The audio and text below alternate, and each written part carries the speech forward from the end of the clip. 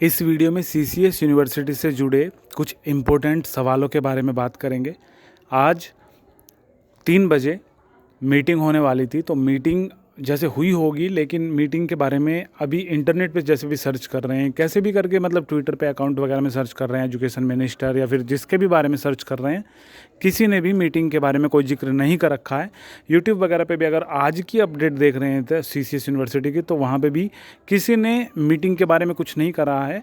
ठीक है, तो मीटिंग के बारे में एक काम करते हैं, मीटिंग के बारे में छोड़ते हैं।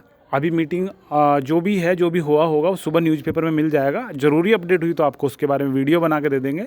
तो ये वो नोटिस था जो आया था, जिसमें लिखा हुआ था कि 8 अप्रैल को अपराह्न मतलब शाम 3 बजे एक ऑनलाइन मीटिंग आहूत की जाएगी, जिसमें वो बताएंगे कि किस तरीके से क्या प्लान होने वाला है एग्ज़ाम को कराने से संबंधित। ठीक है, तो चलो ये तो छोड़ो।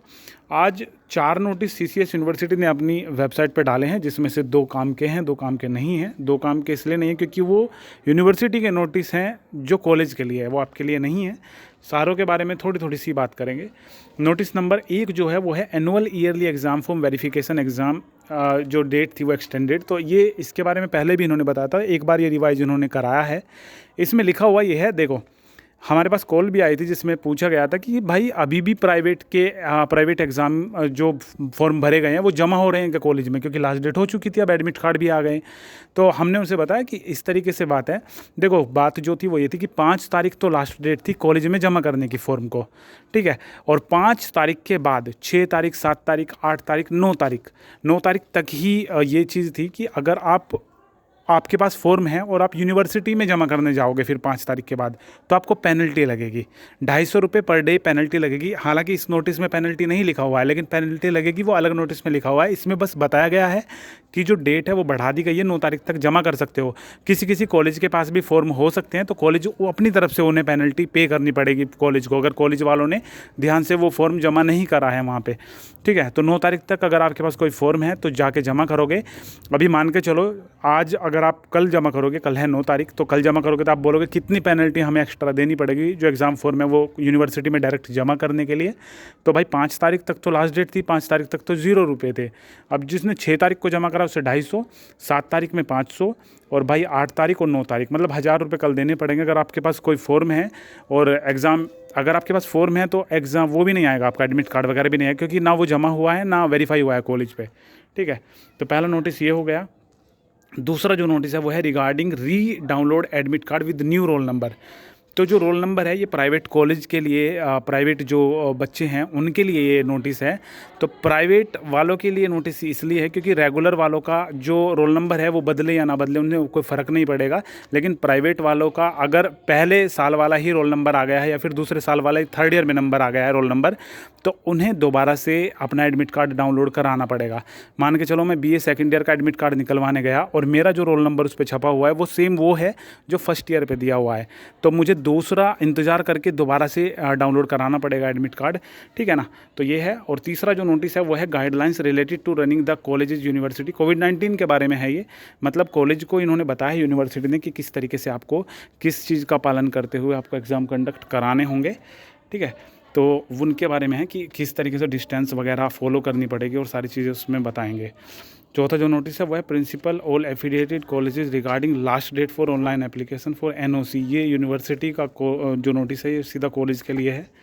इसके बाद कुछ जो हैं जो सवाल आते हैं हमारे, जो मैं नोट करके लिखे हुए हैं, जो कि ज़रूरी है, जो आप लगभग रैंडमली पूछ रहे हो हमसे, तो उन्हें इसी वीडियो में डिस्कस कर लेते हैं। सबसे पहला तो सवाल यही है जो हमने लिख लिया, वैसे तो इसके बारे में बता दिया कि सीसीएस यूनिवर्सिटी मीटिंग के बारे में क्या है। तो मीटिंग के बारे में हमने आपको बताया कि मीटिंग जो है अभी कोई इसका कंफर्म पता नहीं चल पाया है। आपके बहुत सारे कमेंट आ रहे हैं कि मीटिंग के बारे में क्या हुआ है, तो भाई मीटिंग के बारे में हम भी आपकी तरह सर्च करेंगे। और हम मतलब ट्विटर पे हमने देख लिया, कहीं पे कोई लिंक नहीं है, किसी तरीके की कुछ नहीं है, कोई कुछ भी नहीं मतलब अभी है मीटिंग का। तो मीटिंग का शायद सुबह न्यूज़पेपर से हमें पता चलेगा, और सुबह जैसे ही आँख खुलेगी, जैसे कि हर दिन की आदत है कि आपको इंस्टाग्राम पे और हमारे टेलीग्राम ग्रुप पे आपको मिल जाएंगी। ठीक है ना, सारी की सारी अपडेट। तो देखते हैं क्या होता है, क्या मीटिंग वगैरह में हुआ है, अगर न्यूज़पेपर में आई तो तब देखेंगे उसे। दूसरा सवाल सबसे इम्पोर्टेंट है कि एग्ज़ाम होंगे। हमसे पूछ रहे हैं कि भाई एग्ज़ाम होंगे या नहीं, तो भाई अभी तो यार 50-50 मानो, अभी कुछ फाइनल नहीं है कि एग्ज़ाम नहीं होने के या मतलब नहीं होने के, तो क्या क्यों नहीं होने के, और एग्ज़ाम होंगे तो भाई मतलब अभी कुछ नहीं है, अभी क्लियर है सब कुछ, ज़्यादा कुछ नहीं है।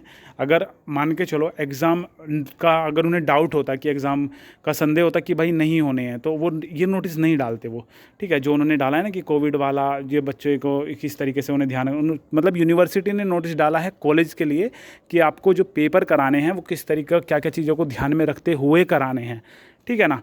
तो ये नोटिस ही नहीं डालने का कोई मतलब होता अगर उनकी मन में कोई भी शंका होती कि भाई ये चीज़ हो सकती है, वो चीज़ हो सकती है, तो उनसे थोड़ा हट के वो सोच रहे हैं। तो एग्ज़ाम होंगे हमारी तरफ से तो भाई अभी हाँ, हमारी तरफ से तो हाँ है कि होंगे।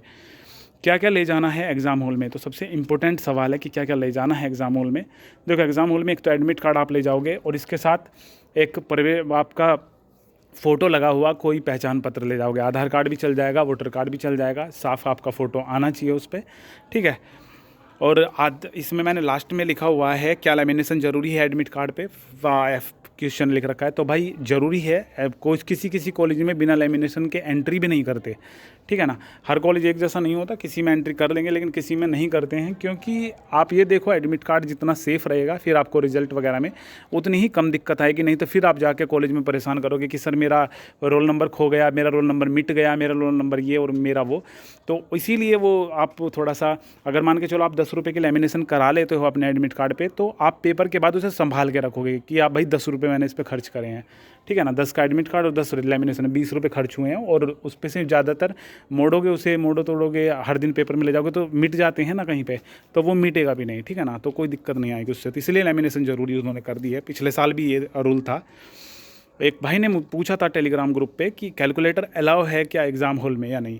देखो इसका जो है कॉलेज में इस तरीके से इसे देख सकते हो कि जो अगर मान के चलो मैथ का कोई पेपर है जिसमें ज़्यादातर देखा जाता है कि भाई आप किस तरीके से कैलकुलेशन करते हो, कितनी स्पीड से कैलकुलेशन करते हो, तो उसमें तो कैलकुलेटर अलाउ नहीं है क्योंकि आपको हाथ से सब कुछ करना पड़ता है। लेकिन किसी किसी में आपको ये देखा जाता है, जैसे कि अकाउंटिंग वगैरह होगा जिसमें ये देखा जाता है, बड़ी बड़ी फिगर्स होती हैं, ये देखा जाता है कि भाई आप ये सवाल समझ रहे हो या नहीं, ठीक है ना। तो उन ऐसे सवालों में जिसमें सवाल के पैटर्न पे ध्यान रखा जाता है वहाँ पे कैलकुलेटर अलाउ होता है। लेकिन जहाँ पे आपको यही चीज़ देखी जाती है कि भाई क्या सही है क्या गलत है, किस तरीके से आप कैलकुलेशन करते हो, कहाँ पे उलझते हो, तो वहाँ पे कैलकुलेटर अलाउ नहीं होता है। बाकी इसका जो है कॉलेज में आप पता कर सकते हो कि कॉलेज में अगर आपको अलाउ नहीं होने का तो बाकी के बच्चों को भी नहीं होने का, ठीक है ना। तो आप कॉलेज में इसका देख सकते हो, कॉलेज में जाके कि क्या मांग रहे हैं या नहीं मांग रहे, और बाकी तो वहीं से पता चलेगा आपको। बाकी अकाउंटिंग वगैरह के पेपर में ले जा लेते हैं, स्टैट्स वगैरह के स्टैटिस्टिक्स में, और भाई मैथ में शायद नहीं ले जाने देते वो, ठीक है। अगर किसी स्टूडेंट को कोरोना वायरस है तो क्या वो एग्ज़ाम छोड़ सकता है, और आगे का क्या प्रोसीजर होगा अगर एग्ज़ाम नहीं दिए तो भाई अगर किसी बच्चे को कोरोना वायरस हो जाता है, एक भाई ने हमसे पूछा था, वो बोल रहा था कि मुझे कोरोना वायरस है अभी फ़िलहाल पे, तो क्या मैं पेपर छोड़ दूँ, और छोड़ दूँगा तो फिर क्या आगे होगा प्रोसीजर। तो भाई ये पेपर अगर आप छोड़ दोगे तो पेपर छोड़ने के बाद जिन्हें कोरोना वायरस है मेडिकल रिपोर्ट लगा के उनका मतलब स्पेशल एग्ज़ाम होता है। पिछले साल की अगर हम बात करें तो पिछले साल उनका स्पेशल एग्ज़ाम लिए गए थे, बोला था कि स्पेशल एग्ज़ाम होगा, और फिर स्पेशल एग्ज़ाम ना करा के उन्हें प्रमोट कर दिया गया है। तो उन्हें एक मौका दिया जाता, और शायद कुछ बच्चों को दिया भी गया है, ठीक है। जो नोटिस शायद हमने टाइम टू टाइम आपको पढ़ के बताए हैं।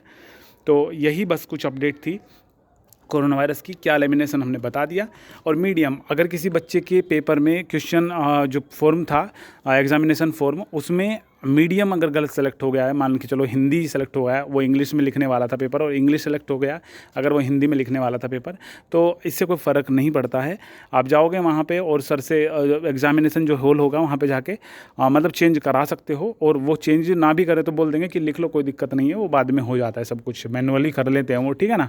तो इससे कोई ज़्यादा फ़र्क नहीं पड़ेगा। मान के चलो किसी भाई ने कैफ़े से फॉर्म भरवाया, उन्होंने पता नहीं था कि वो हिंदी का इंग्लिश कर दिया, इंग्लिश का हिंदी कर दिया, तो उससे ज़्यादा कोई फ़र्क नहीं पड़ेगा, ठीक है ना।